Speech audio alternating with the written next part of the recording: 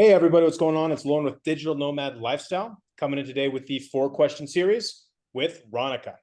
So as a reminder, the 4-question series, these are the 4 questions that everybody wants to know from digital nomads, established digital nomads. Ranika, in this case, has been a digital nomad for how Two long? plus years. 2+ years, and she's knocked out a shitload of countries. I don't know how many countries I've been to, but I'm pretty sure Ronika's been to more than I have already. So, Ronica, if you could start with who you are and what you do. Well, Lauren already mentioned that I'm a digital nomad, and I'm actually currently back home in San Antonio, Texas. I am from the US and just had a penchant to see different places. Like, currently work for a tech company, but I am branching into creating my own digital nomad community after seeing the need to create and foster connections while abroad, as I've learned it could be a little bit of a lonely experience in that there was a need to collaborate and create community. I'm also in affiliate marketing. Mm-hmm. Oh, yeah. So, you want to tell us a little bit more about that digital nomad community? I know that's a big part for me as well. I think for anybody who's digital nomad longer than a month or two, I think at a time, I think that the digital nomad community is a big part that it is kind of lacking while you're traveling around. It definitely can be, especially as like nomadism is very much on the rise. The ability to work remotely is progressing. So why not take your laptop where you can find Wi-Fi, whether that be at your own house or at a nice tropical island? And so sometimes finding community on in like a different island spot or wherever you go can be tough. And you're like, wait, okay, I could book this one-way ticket, but like who am I going to meet? Is there going to be anyone there? How's the infrastructure like? So because nomadism is on the rise, there's also been several different kind of community groups pop up. I discovered Wi-Fi Tribe during the pandemic and was able to go to Playa during around 2020, where it was difficult to even like talk to your neighbor at that time, let alone like a community of people that were um all COVID tested and like ensure that you were having a bubble with. So from there, I realized, okay, this is a great lifestyle. It is really easy to connect with people when you are in like a close-knit home with them. And when you're in like some of these incredible cities like Playa with its world-class beaches and diving, it's really easy to bond. Can you say so? Playa del Carmen is what you're referring to by Playa, just for people who aren't totally sure. Oh To yes, Playa del Carmen. It's not That's where talking we met. the Playa at Burning Man. Oh God. But yeah, Playa del Carmen. Uh, Make sure everybody knew what you're talking about. that's a whole different kind of community. But yeah, so as you were talking about, so with Playa del Carmen, kind of building that community and finding that community around the world. Exactly. And so what I've done is join in with more Wi-Fi tribe chapters. I've also joined in something called Wild Wi-Fi, as well as different co-livings and co-workings around the world. I've joined Nomad conferences, and I really built my base of digital nomad friends, which either they are more part-time nomads, meaning they have a home base somewhere, and from there they'll travel like a few months out of the year versus me that's more of a full-time nomad that travels like throughout the year constantly. I actually have a friend that created this app called Nomadigo where you can place every location you think you'll go to and it'll cross reference like where all your friends will be. So you can already see, for example, like, oh, in April, like where's like a hot spot?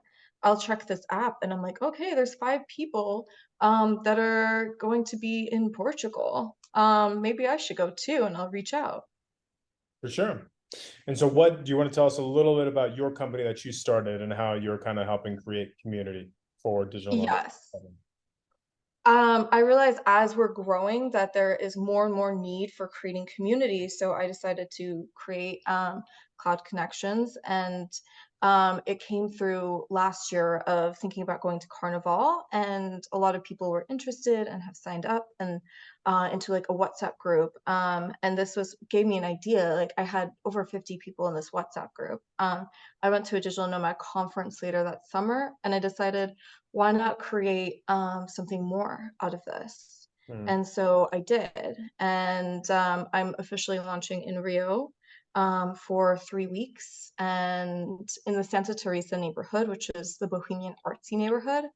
Yeah, it's beautiful. It's near all the Hoppin' Carnival events, and near the neighborhood of Lapa and the Celeron Steps. So it's gonna have I'm curating a calendar of activities, and you can basically see the block of parties from the villa that we're renting or that I'm having. And we have a beautiful pool, and you can actually co-work there with over 200 megs. Because I know that for nomads, Wi-Fi speed is the most important thing. Oh yeah.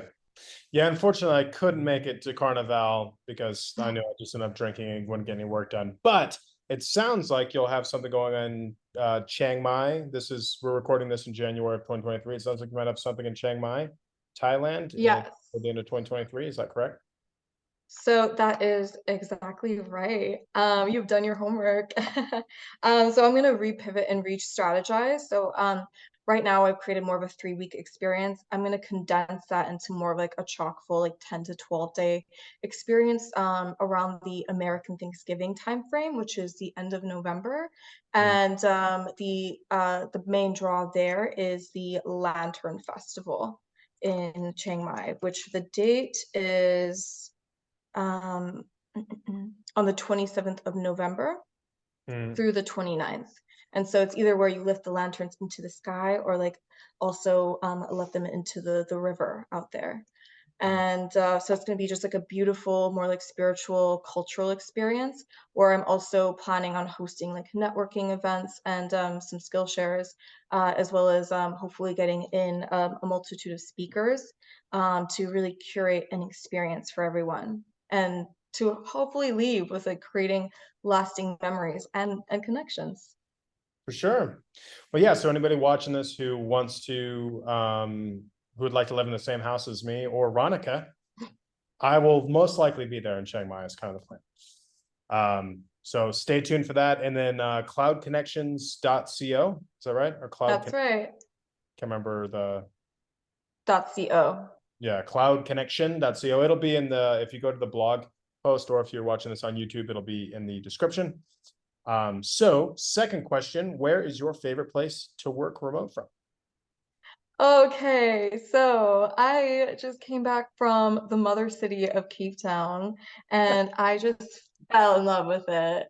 What And of about course, the Amarula, you were not wrong. one more time? The Amarula, you were not wrong. It is Oh, quite a potent concoction. I love Amarillo. If it weren't, part of me feels like I don't want to drink Amarillo again because I almost don't want to like, I want to keep that as like the sacred thing that I had in South Africa uh with with honestly with one particular South African. So like I don't know if I want to, I don't know if I'm ready to drink Amarillo again, but I do love it.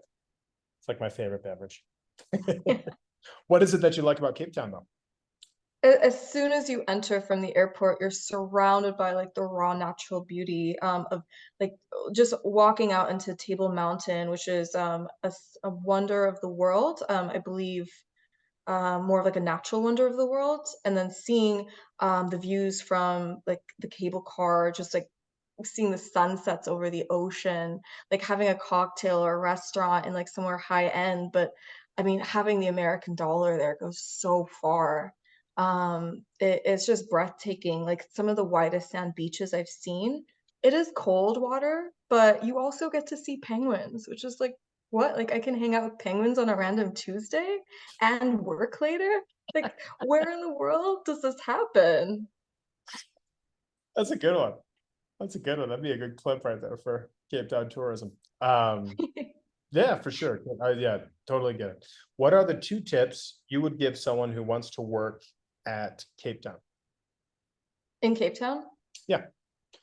I would say make sure that you have a lot of cell data or live in a place with a backup generator, because there is something called load shedding, and that was probably the biggest con. It's where ESCOM, the electricity company, takes out power for a couple hours a day. So just to be aware of that.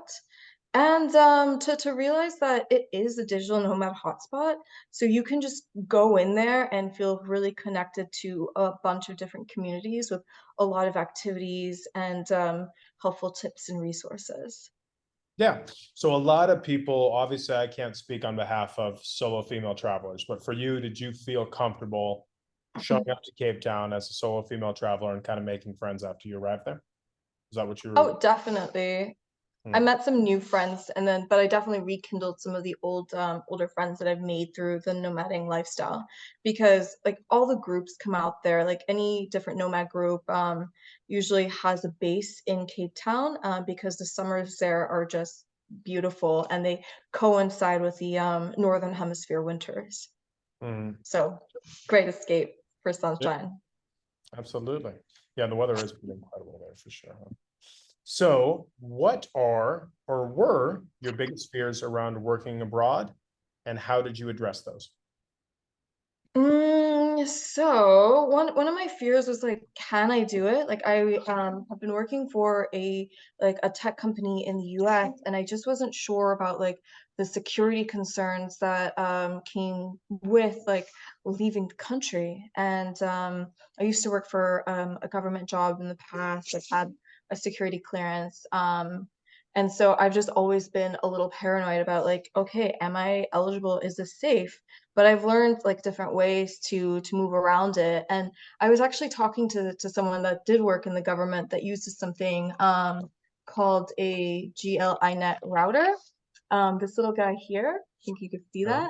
that. This helps to change the VPN address so you can place in the fact that you're in America or Europe or wherever you're from so that your computer position is where you say it is. So you Mm. can feel more confident and secure, at least trying out the waters in the beginning. Okay, and is that like another term? I remember you referring to like an external VPN. Is that kind of that same idea? Yep, that's exactly right, Lauren. Okay, sweet. Yeah, and so that helps with like some security stuff, like having that external VPN. Is that, am I understand that correctly? It does with the security stuff, like of the computer, and it does like with the peace of mind and security of mind as well. Yeah. To because I know a lot of first time nomads are like, oh no way, like I can't, like I work for this company and there's no way like this company will allow me to. So this, I mean, you necessarily don't know that because a lot of companies are just don't know the tax infrastructure and laws around it. So they're just hesitant to allow nomads. But there's just because of how prolific this community has been growing, there's been a lot of infrastructure in place to help with that. Do you have any recommendations for like resources around folks who have obviously don't break any laws or company rules necessarily, but if they have a more strict job, are there any references or recommendations you have for them outside of the external VPN or anywhere they could find more information on how to stay secure if they have maybe a finance job while they're traveling stuff Mhm. like that? I would recommend that they consult like their own like personal accountant or Mm. personal advisor, just in seeing like and understanding their own company's like laws and regulations. Yeah, that makes sense. That makes sense. Because I know that's a big one for folks, particularly like finance, banking, and then government Mhm. jobs. I know there's a lot of people, and I meet them from time to time. Um, Even I think there was an article that I saw recently of the CEO of Charles Schwab. I can't recall, but he essentially just said like, "That's not my problem that you guys want to work, don't want to work from the office. You know, get back in the office," sort of thing. So, um, it'll be interesting that how that balance plays out. I feel like if you continue to be a hard nose about working in the office, I don't feel like you're going to be competitive in the future in garnering employees and keeping them on board, is my guess. But you know, everybody's got different approaches, I guess. Time will tell. Yeah. Anything else is there another concern or worry you had when you first started digital nomading, and then kind of how you address that? Well, I started during the pandemic, so it was really scary to be like, am I going to be locked down in this country? Am I going to be able to get home? Because the laws are always changing during that time. And it was really risky. And it was also seen as like very negative amongst like friends and peers. It's like, what are you doing? Like, here I am locked down. Why are you over there? And so there's just been a little bit of a social stigma against it too. But that was when I first started, and that's obviously changed now, since there's been a lot of protocols lifted since then. Mm. I know China still is going in and out of lockdown. That's a big reason why I'm a little worried about going back there as much as I want to get back, Hmm. practice some Chinese. Do you have any recommendations for folks who may be in spots that are kind of going in and out of lockdowns? I mean, at least you know that you're going to be connected with your Wi-Fi, and Mm, that um, it really depends, like, honing in on, like, how you can stay connected. If anything, COVID has showed us, like, there's a lot of different projects and avenues, and resources to grow mentally, but that social piece is going to be difficult. So if you know that a place is locking down, then I'd recommend trying to go home or to go somewhere else where you feel like things are gonna be a little less restricted. Or I remember, I was talking to an Austrian friend who said that Sweden didn't have any border controls, so he actually booked a Airbnb in Sweden and asked the host if they were doing business. And if you were under like a business reason, you could then travel to like a different country. mm. So that was just a loophole that I thought was really smart that he found. Yeah, for sure. Yeah, I did hear about Sweden. Well, yeah, hopefully we can go without any more lockdowns, and hopefully we respond a bit better in the next bird or pig flu or whatever the next one happens to be. Well, We sweet. are prepared. Yeah. Well, thank you very much, Monica. So as said before, this is Lauren with Digital Nomad Lifestyle. So the 4-question series. Stay sexy. If you're interested in staying up to date and getting tips and inspiration about being a digital nomad, check out my website. I got an Instagram I post on every once in a while, and then a YouTube that I post on sometimes. And I think there's a TikTok out there somewhere. So till next time, stay sexy.